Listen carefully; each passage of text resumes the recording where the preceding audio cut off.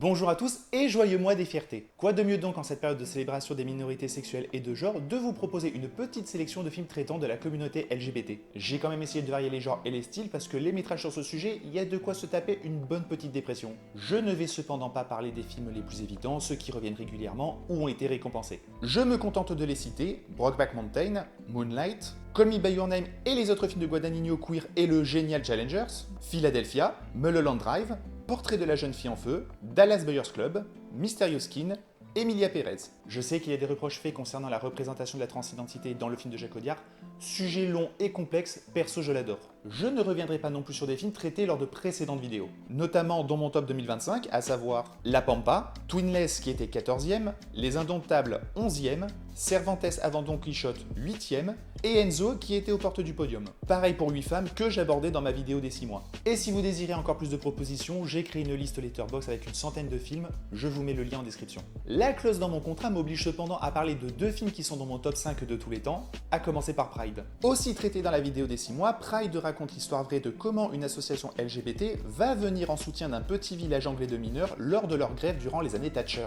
Un film certes abordant beaucoup de sujets, en particulier sociaux, sérieux, mais qui le fait avec un humour british redoutable, surtout grâce à ce choc des cultures insolites. Un film aussi hilarant que touchant, grâce notamment à sa galerie de personnages. Personnages très nombreux mais tous bien caractérisés et ayant chacun un mini-arc dédié, démontrant un vrai talent d'écriture. Et dont les membres de l'association représentent les LGBT au sens de communauté, c'est-à-dire un ensemble, mais composé d'individus avec leur propre histoire et propre façon d'exprimer sa sexualité. Un film ne tombant jamais dans la caricature, d'un côté comme de l'autre. Je vous renvoie à la vidéo des 6 mois pour plus de détails, quoi qu'il en soit de tous les films que je vais citer, c'est celui que j'aurai le plus de facilité à recommander. Ensuite, quand bien même ce n'est pas son sujet principal, je ne peux pas faire l'impasse sur mon film préféré, un chef-d'œuvre signé les sœurs Wachowski, Cloud Atlas. Fresque de 3 heures sur 6 histoires se déroulant dans le passé, le présent et le futur, Cloud Atlas est le récit des connexions entre ces histoires de façon scénaristique, mais surtout thématique. L'une d'elles narre dans les années 30 le voyage de Robert Frobisher, jeune homosexuel partant à la rencontre de son idole, le compositeur Vivian Herz. Absolument impossible de résumer en quoi Cloud Atlas est un immense film tant il est d'une richesse et d'une profondeur infinie. C'est aussi pour ça que je vais consacrer une vidéo de plus d'1 heure accessible à tous pour donner envie aux gens de le découvrir. Lien en description. Et puisque l'on parle des Wachowski, autant conseiller aussi le génial V for Vendetta traitant de comment les minorités et donc la communauté LGBT sont persécutées sous un régime fasciste. Un film qui résonne un peu trop avec l'actualité. Mais ça y est, on peut enfin se concentrer sur la liste que je vous ai concoctée et on commence par Seule la Terre. Porté par le formidable Josh O'Connor, le film raconte l'histoire de Johnny, fermier anglais qui n'a d'autre choix que de s'occuper de toutes les tâches étant donné la santé de son père qui se dégrade. C'est également pour cette raison que ce dernier fait appel à une aide, or le seul candidat à postuler est George, un saisonnier roumain. Voyant dans un premier temps l'arrivée de cet étranger d'un mauvais œil, Johnny va peu à peu voir des sentiments naître. La sensation que j'ai eue tout le long du film, c'est de regarder un E.T. de Rivalry chez les ruraux dépressifs. Un homme qui a du mal à exprimer ses sentiments et n'assume pas son homosexualité, quand bien même Johnny est déjà plus expérimenté que Shane, il a plutôt tendance à enchaîner les coups rapides, mais en tout cas tout aussi immature d'un point de vue relationnel, qui va peu à peu s'ouvrir au contact d'un autre homme provenant d'Europe de l'Est, plus affirmé sur qui il est. Avouez que c'est pas déconnant comme comparaison. Mais surtout ce qui m'a fait penser à la série, c'est la façon dont va évoluer et va s'exprimer leur relation, à savoir par le non-verbal. C'est majoritairement par des regards, par des gestes et par des rapports de force, y compris dans les scènes de sexe, notamment dans la première partie. Avec un rythme assez lent, jouant sur les silences, laissant croire que le film est assez froid de prime abord. Mais plus il avance, plus les sentiments entre Johnny et George s'affirment et plus le film devient doux, sans tomber dans le niais. Parce que pour le coup, il développe des sujets assez difficiles. Johnny est un dépressif qui rêve de fuir la ferme, mais est bloqué à cause de son père souffrant. Et George, petit coup de cœur pour un Alex et Carignou d'une grande tendresse, fuit un pays sans avenir pour un pays où on ne veut pas de lui. Parallèle entre racisme et homophobie, puisque les deux cachent leur homosexualité. Alors j'ai conscience que ça a l'air d'être un film bien déprimant, mais c'est bien plus subtil et intelligent.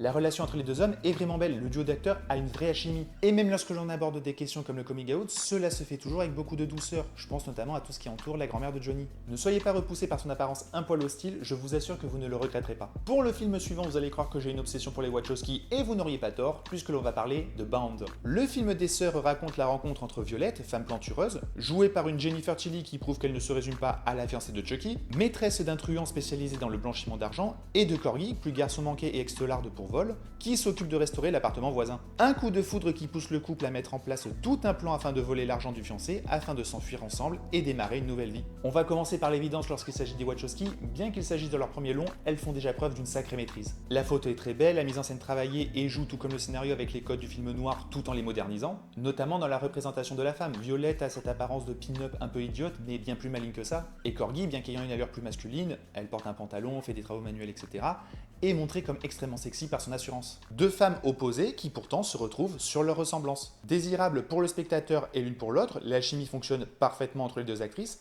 sans tomber dans la sexualisation et encore moins le voyeurisme, en particulier lors de leur rapport plus charnel. Bound, c'est un huis clos tendu, prenant de bout en bout et féministe. On parle de femmes qui se rebellent contre la mafia, contre un système patriarcal pour ne pas dire sexiste, afin de le tourner à leur avantage. On retrouve déjà la marque des Wachowski, qui est une compréhension des codes et des références pour mieux les détourner et les amener vers quelque chose de nouveau. Le tout dans un film superbement emballé et sincère dans ses émotions, bravo les lesbiennes. Et dans le style d'un couple de femmes en lutte contre un gang, je vous cite aussi le génial Love Lies Bleeding, qui arbore un côté plus symbolique voire fantastique. Une relation plus toxique également, aussi bien dans le rapport à la masculinité qu'entre Kristen Stewart et Cathy O'Brien, qui sont toutes les deux phénoménales. On va changer de style pour un film plus joyeux, Rent. Évidemment qu'on ne peut pas parler de LGBT sans avoir un peu de Broadway. Bonjour les clichés. Alors la logique aurait voulu que j'aborde The Rocky Horror Picture Show, comédie musicale culte dont le docteur Frankenfurter, un gentil travesti de transsexuel en Transylvanie, est devenu pour des raisons évidentes une idole queer, et dont le succès est tel qu'il est toujours à l'affiche presque 50 ans après sa sortie. Mais justement, il jouit déjà d'une sacrée réputation. Cela dit, si vous l'avez jamais vu, franchement allez-y, c'est sacrément perché et j'adhère pas à tout, mais c'est fun.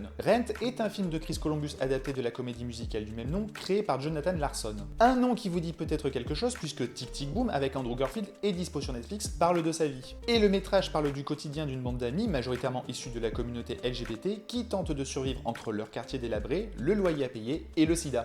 Oui, j'avais dit que c'est plus joyeux, et ça l'est.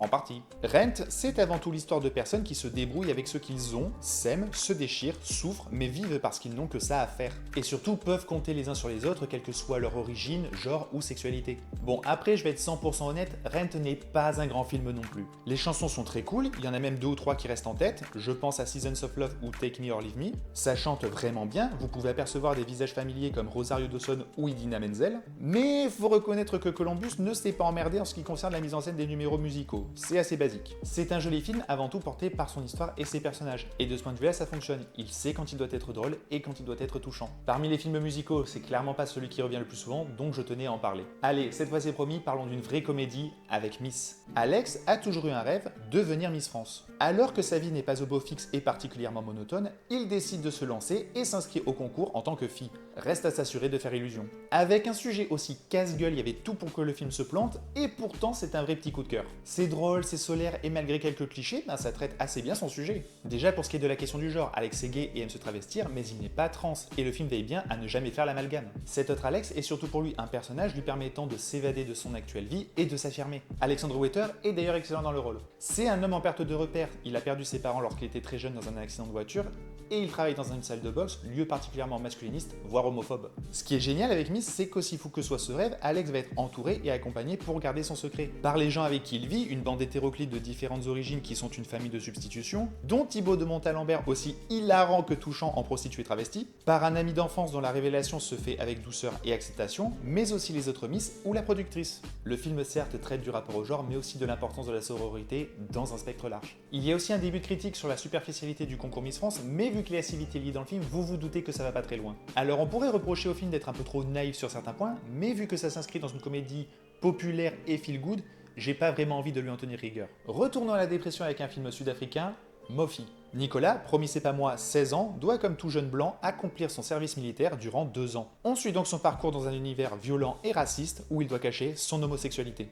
Mofi signifiant tapette en afrikaans. C'est probablement le film le plus dur de la section parce qu'il y règne une ambiance anxiogène. Dès le début de leur service, les ados n'ont pas le temps de comprendre ce qui leur arrive, qu'ils sont déjà bousculés, insultés. Le film cherche à montrer comment il y a une volonté de vider ces individus de toute personnalité afin de remplir leur crâne d'une idéologie masculiniste et abjecte. Parce que ces jeunes seront envoyés au front pour défendre l'apartheid. Ils sont éduqués pour haïr les noirs. Et au racisme s'ajoute donc la question de l'homophobie, puisque le but des militaires est de faire de ces ados des hommes, des vrais. Ce qui pour Nicolas revient à réfréner ce qu'il est parce qu'un geste, un regard mal interprété, peut mener à de terribles conséquences. Mofi pose la question de comment devenir soi dans un milieu qui fait tout pour que tu te fondes dans un moule qui est ton opposé. Récemment, la série Boots sur Netflix parlait des mêmes sujets, mais c'était beaucoup plus complaisant. Boots insinuait que certes le système militaire est dur et homophobe, mais qu'il pousse quand même ses jeunes à se surbaser. Mofi ne négocie rien, ce système est vicié et cherche à briser les nouvelles générations pour entretenir la haine de tout ce qui est différent. Entendre par là qui n'est pas blanc et hétéro. C'est un film qui n'est pas agréable, politique, mais avec des personnages attachants, et côté mise en scène, c'est peut-être le plus beau film de la vidéo avec un vrai travail du cadre et j'adore la photo. Les couleurs sont magnifiques. Je suis même en train de me demander si c'est pas le film que je préfère dans tous ceux que je vous propose aujourd'hui. Histoire de rester dans un système qui cherche à supprimer qui l'on est, je cite rapidement Boy Erased, histoire vraie d'un fils de pasteur gay envoyé en thérapie de conversion.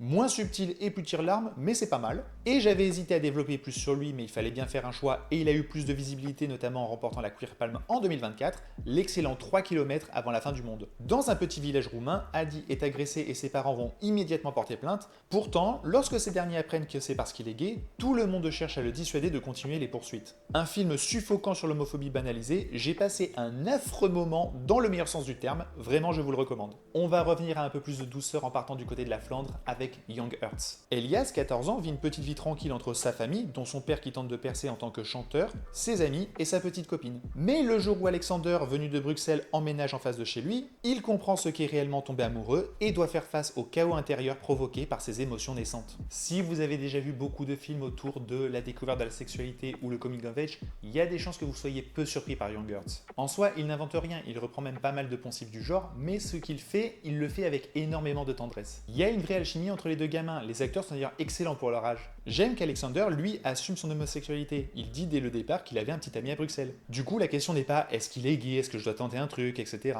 Même du point de vue d'Elias, c'est quasi un coup de foudre. Il n'y a pas de doute sur leurs sentiments, l'histoire est plutôt sur comment Elias gère ses sentiments nouveaux et surtout leur impact sur sa vie. Il est question pour lui de trouver sa place, de se comprendre d'autant plus dans un environnement où tout tourne autour de la carrière de son père, où il n'a pas la place d'exister. De revoir sa relation avec sa copine, lui qui était persuadé que c'était de l'amour. Qui plus est, même si son entourage semble assez ouvert, je pense à son génial grand-père, Fred le Goth. Elias subit des réflexions homophobes avant même l'arrivée d'Alexander et vit dans un petit village, dont l'opposition est faite avec la ville. On voit sa différence de comportement lors d'une excursion à la capitale. Ce que j'aime aussi, c'est que Young Hearts comprend que le coming out, ce n'est pas annoncer aux autres sa sexualité, mais enfin mettre des mots sur qui l'on est. Le dire aux autres n'est qu'un moyen d'affirmer sa personnalité. Un très joli film, tendre, superbement interprété, qui montre l'importance de la représentation au cinéma. J'aurais bien aimé avoir de tels films durant mon adolescence. On va changer radicalement d'ambiance avec le film le plus étrange de la sélection.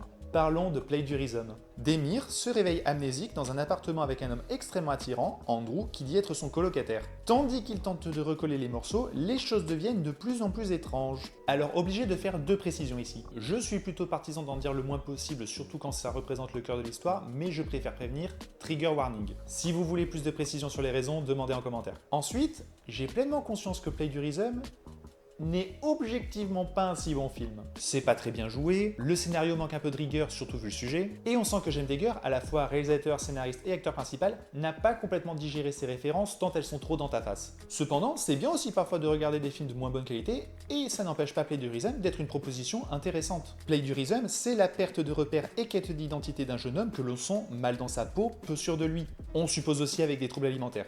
Quelqu'un qui cherche à s'évader d'une réalité trop douloureuse. Et du coup, ce qui est considéré comme des défauts et est sûrement dû à un manque d'expérience et de budget, ça se transforme presque en qualité. Le surjeu des acteurs, le côté néon flash, cette photo aux couleurs saturées très artificielles a ici du sens et sert le propos. J'aime particulièrement le traitement d'Andrew montré comme un fantasme ultime. Il est adorable, doux et ridiculement sexy dans tout ce qu'il fait et représente donc un idéal pour Demir au sens du sexe et du couple, mais on le comprend aussi au sens de lui-même. Il désire Andrew, mais surtout désire être Andrew. Aussi, le film a quelques scènes qui sortent du lot, je pense en particulier à la fin. C'est bardé de défauts, c'est indéniable, mais on ne boude pas son plaisir lors du visionnage. Le film dure 1h30, le mystère marche plutôt bien, et quand j'y repense, il y a quand même 2-3 éléments symboliques qui lui donnent une certaine profondeur. Si vous voulez une œuvre plus originale, vous devriez être satisfait. Un autre film avec des défauts mais ambitieux et vraiment intéressant, cette fois on part du côté de l'Égypte avec Ne me jugez pas. Mo et Hicham sont un couple vivant aux États-Unis qui retourne dans leur pays natal le temps d'une petite semaine. Je m'étais arrêté là, la question de l'homosexualité en rapport avec la religion et le fait de devoir cacher qui l'on est à nos proches au risque de terribles conséquences constituait déjà un très bon point de départ. Sauf qu'il y a un petit petit twist. Les deux hommes se rendent en Égypte à cause du décès du père de Mo, à qui il n'a pas parlé depuis des années, et signé certains papiers. Sauf qu'ils commencent à être victimes d'événements mystérieux. C'est pas souvent que l'on voit du cinéma d'horreur utiliser l'homosexualité comme moteur de l'intrigue. Ne me jugez pas, c'est un film qui veut donc bien sûr aborder l'homosexualité, la religion et plus précisément l'islam, mais aussi la sorcellerie, interdite par les musulmans, avoir une réflexion sur la société égyptienne, le tout dans du cinéma de genre. Gros morceau, qui plus est pour un premier film. Et ce que j'aime, c'est que le film ne va pas tomber dans le manichéisme gentil gay et méchant croyant. Tous les personnages ont un rapport à la religion qui lui est propre. Hicham à la fois, toujours dans le placard car terrifié de la réaction de son entourage, d'autant plus en Égypte où les LGBT sont persécutés. Le métrage se passe d'ailleurs en même temps que la vraie annonce du suicide de la militante Sarah Hegazi, qui avait été emprisonné et torturé pendant des mois pour avoir brandi un drapeau arc-en-ciel, mais est le plus entreprenant du couple dès lors qu'il s'agit d'avoir des rapports. Mo, en apparence athée, plus assumé, ce qui lui fait prendre de stupides décisions, a en réalité un rapport dysfonctionnel avec la religion à cause de ce qu'il a vécu dans son enfance et refuse le moindre acte sexuel avec son petit ami avant le mariage. Et il en va de même pour les mères de chacun. Celle d'Hicham, plus progressiste, ne voit pas de mal à enfreindre les règles de temps en temps, et celle de Mo, plus zélote, va pourtant se tourner vers des pratiques et croyances proscrites. Ne me jugez pas parle de fanatisme et de comment celui-ci engendre la haine envers nos proches et envers soi-même. Je le trouve plutôt malin dans sa volonté de brouiller les pistes et de ne jamais être clair sur si ce que voit Mo est le produit de son imagination et de ses traumas ou vraiment paranormal. Et je trouve la fin assez couillue. Alors tout n'est pas parfait, il y a un déséquilibre dans le traitement des thématiques, les codes de l'horreur ne sont pas maîtrisés, je pense aux jumpscares qui à cause du montage sont ratés, mais c'est un film ambitieux, riche, bien joué et même souvent très beau avec certains plans qui marquent. Une de mes belles découvertes récentes. Si jamais vous souhaitez un autre film qui aborde religion et homosexualité, M. Night Shyamalan a sorti en 2023 le super Knock at the Cabin, où un couple gay et leur fille voient leur chalet envahi par 4 personnes qui annoncent l'apocalypse et demandent un sacrifice. J'en dis pas plus, je sais que certains y ont vu un message rétrograde, perso je le trouve nettement plus intelligent, mais je garde ça pour une éventuelle vidéo. Et enfin, pour finir, une excellente surprise, Short Bus. Je vais un peu galérer pour montrer des images sur celui-là. Commençons par un petit trigger warning pour tous ceux qui ont un problème avec la nudité. Ici, elle est omniprésente, frontale et les scènes de sexe sont non simulées. Il s'agit d'un film choral où tous les protagonistes fréquentent le Short Bus, un club underground où s'expriment toutes les sexualités. Parmi eux, Sophia, sexologue qui n'a jamais connu l'orgasme, Séverine, une maîtresse dominatrice, ou James et Jamie, couple gay qui souhaitent ouvrir leur relation. C'est un visionnage que j'ai longtemps repoussé parce que j'avais la même réflexion que vous êtes sûrement en train d'avoir. C'est juste un film de cul, pourquoi je regarderais ce truc? Eh ben, ce serait passé à côté d'une jolie petite pépite pleine de douceur. Short Bus, c'est le croisement de personnes paumées, chacune à leur niveau, et pour qui ces rencontres dans ce club libertin vont permettre d'échanger, de s'ouvrir, de découvrir, de se retrouver. Sophia a le syndrome de l'impostrice de donner des conseils sur un domaine qu'elle juge ne pas maîtriser. James, tout son arc tourne autour d'un mystérieux film tandis qu'on comprend qu'il est profondément dépressif. Et ces échanges se font par toute forme de langage et de connexion. Par les mots évidemment, le métrage traite de la communication, mais également par les corps. Ce qui est fou, c'est que malgré l'aspect extrêmement cru, la caméra de John Cameron Michael n'est jamais voyeuriste. Il filme toujours avec respect ses personnages, beaucoup de tendresse. Les acteurs ont d'ailleurs grandement participé à l'écriture, accentuant l'importance du collectif. Ce ne sont pas des scènes de sexe, mais des dialogues à part entière. Certaines se permettent même d'être vraiment drôles. Ah, c'est pas tous les jours que l'on a un plan à 3 où un gars chante l'hymne national avec le pénis de son partenaire comme micro, pendant qu'un autre fait de même dans son anus. Short Bus, par le prisme de la sexualité, parle de l'amour avec un grand A. D'un lieu où votre sexualité n'a pas d'importance et vous pouvez l'exprimer, l'expérimenter sans jugement. Où ce qui compte n'est pas le genre, mais l'humain. Un film étonnant mais terriblement attachant, autant que ses personnages. Osez tester. Voilà, c'est tout pour cette vidéo, j'espère qu'elle vous a plu. Vous pouvez pas me dire que vous n'avez rien à regarder pour le reste du mois. N'oubliez pas de liker, partager, commenter, n'hésitez pas à donner vos propres conseils de films sur le sujet. On se retrouve très vite, en attendant, n'oubliez pas d'être curieux, allez au cinéma, regardez des films, bye.